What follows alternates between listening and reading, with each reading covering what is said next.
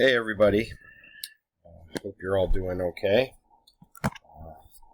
As you know, I'm not there, and I'm going to try to record some lessons here, some videos, and include those so we can keep up with things a little bit. I made some changes on what I was going to do because some things work a little better in this format than others. So we're going to kind of get ahead of things and start kind of some of the trig stuff, the basic stuff here. So I'm going to record these. I'd like you to watch them. The nice thing about that, you can pause them, you can go back, that kind of stuff. I would suggest taking some notes. I will also post completed notes, and then I'll have some assignments in the textbook. I'm going to be home all week, unfortunately. So I would kind of ask that you try to take some pictures of that work and upload it and send it into Google so I can kind of keep track and look over things of that for the next few days. All right. While I'm doing this, I may have to stop or pause every so often just to start coughing, because that seems to be the thing I'm doing a lot of. And so it may seem a little jumpy at times. I'll try not to cough over it as I'm recording. Okay.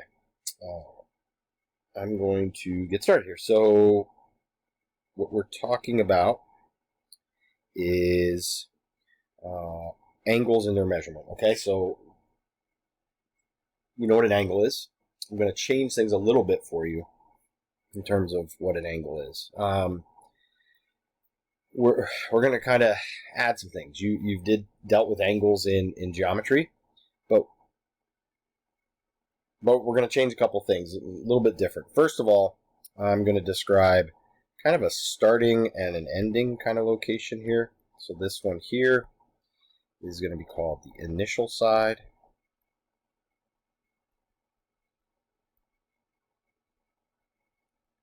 Okay, and this will be your terminal side.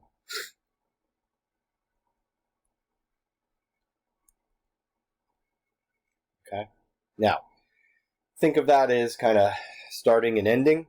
It's the easiest way to deal with that.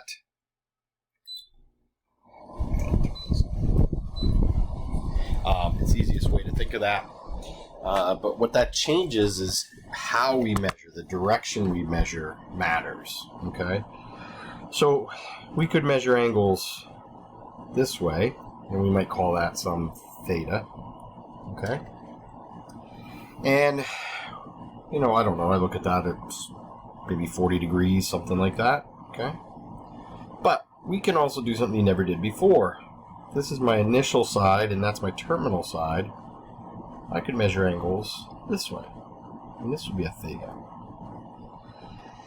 Ooh, that's a bad theta. Let's try that again. Okay? And in that case, my theta is negative.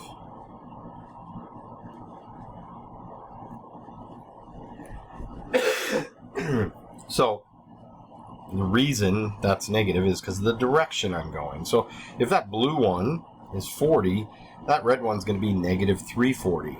And the reason those two angles together would make a circle. Ooh, that's a really bad circle. But they would make a circle, and we know a whole circle is 360 degrees. Okay? Alright, so that's the first thing. It's a little bit different, and we'll kind of take a look at a couple other ones here just to kind of get that idea. Part of the reason we talk about initial and terminal is because we're going to look at angles different ways. And, you know, again, this angle here, if I measured this way, it's positive. Again, I'm using this one here as my initial side. And this one, this way, is negative. Okay? Now, we can go a little bit further on this and do something else. So we added now negative angles. You've never seen that before. Something else we can do is we now, so if I said something like, you know, that's 30 degrees, I'm going to put it in there, we can actually do this. So this is my initial and my terminal. Nothing says I have to go like that. I can go talk about an angle like that, and that one would be 390 degrees. And what I'm trying to get at is, and that's given a name, they're called coterminal angles, meaning the angle measurement represents physically the same angle, okay? We would never, ever measure in real life an angle as 390 degrees, okay? But it's important for us in terms of some trigonometry and theoretical stuff, okay? All right. So, stating all that, to make things a little easier, we talk about standard position. You might want to pause on this because I'm going to kind of go through it rather quickly because I'm trying to keep this short. But the vertex is at the origin, the initial side is on the positive x-axis, and then the terminal side is somewhere else. And so we always measure. Now, the reason for that, the reason we do that is we're going to come back to it here at some point. We're going to talk about the quadrants. This is quadrant 1, 2, 3, and 4. And when we measure this angle, we know this angle is less than 90 degrees. 0 to 90 would be in quadrant 1. And then this would be 180 degrees. And we'll come back to this later, maybe in the next video. And anyway, 90 to 180 would be quadrant 2. So that's why we put things in that side. Again, you might want to pause that just so you can get that here with us. Alright, so this is a big change. Up to this point, you have measured angles only in degrees. Well, there are other units of measure, just like there's other units of measure for length, right? We have inches and feet and centimeters and meters. For angles and measurements, we have degrees and we have radians. Okay? Again, you might want to pause this at this point, copy this down, and then listen to me describe what's going on here. So a radian, again, is not really something we would use to actually measure a real angle in the real world. We're still going to use degrees. But radians are very important to us in trigonometry, a little bit more on the theoretical side. They're also important in physics. And so we have to discuss them. So what's a radian? Well, let's think about degrees a second. So degrees, I said earlier, is 360 degrees in a circle. That seems kind of like a weird, arbitrary breaking down of a circle. We're taking a circle and we're going to break it up into 360 even parts. And so that 360 equal parts, it's just, I don't know, you probably never thought about it. I did it one time, like, why that? Really, it kind of comes from, if you think back at it, it's a number kind of similar to some other number we have. It's almost close to the number of days in a year. And so you got to remember, ancient times, they were looking up at the heavens, up at the moon, and the cycles of the moon. So it's kind of related to that. That's where the 360 came from. All right, so now this, I'm going to give you a definition, and then I'm going to describe how it works. So the definition of a radian is 1 radian is the measure of the central angle theta that intercepts an arc S equal in length to the radius of the circle. So in other words, we have this R here, the radius. S, the length of this, if I could peel that off, this outer edge, like the crust of a pizza, that's the same, and fold it flat, it's the same length as the radius. And that angle that's formed is 1 radian in measurement. So, saying that, if I put that all together, and we took each one of these little thetas, okay, these are all 1 radian in measure, okay? Now, if you look closely at this, if this is my R, and we said, well, 1 radian is when this side here is an R, the same as the R. If you look, we have 1, 2, 3, 4, 5, 6, and a little bit more, okay? And where that comes from is this. What do we call the distance on the outside of a circle? Circumference. The definition, or the formula for circumference, is C equals 2 pi r. Okay? So, you got to remember, 2 pi, 2 times 3.14, is 6.28. So that means the circumference is equal to 6.28 r's. Okay?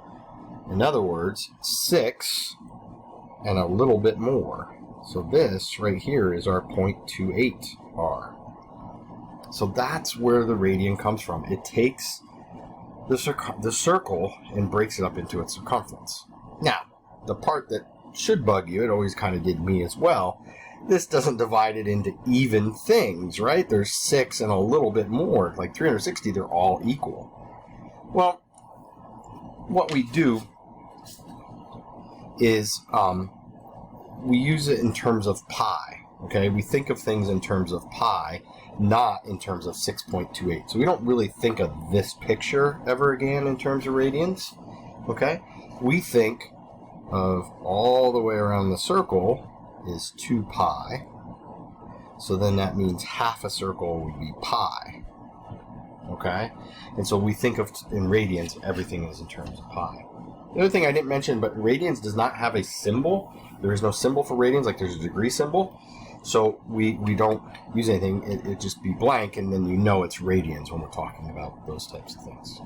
Okay, so this part here is kind of setting up the quadrants for us and such, because I jumped a page there while I was having a coughing fit. Okay, so the left side, I'm going to talk about the quadrants here. And again, this is quadrant 1, 2, 3, and 4. And I'm going to use degrees. So 0 degrees, 90, 180, 270, and 360. Okay, so the purpose of that is if I said, hey, what quadrant is a 200-degree angle in? Well, that's between 180 and 270, so that's quadrant 3. Okay, I'm going to do the same thing with radians over here. So it'll be 0 radians. All the way around is 2 pi radians. Half a circle is pi. Now, what's half of pi? Well, 1/2 pi, or we like to say pi over 2. And then this is 1 pi and 2 pi. What's halfway in between that? Well, that's 1.5 or 3 pi over 2. Now, the part that's a little tricky here, I'm trying to wrap up because I'm trying to keep this video less than 15 minutes, is going in the opposite direction. So this would be 0 degrees, then this will be negative 90. So that means if I had a negative 40-degree angle, that's here, and that would be in quadrant 4. So negative 180, negative 270, and negative 360. And then same thing here with radians, a little bit trickier. 0, negative pi over 2, negative 3 pi over 2, and negative 2 pi. Okay? And again, this is quadrant 1, 2, 3, 4. All right, so to wrap up this section,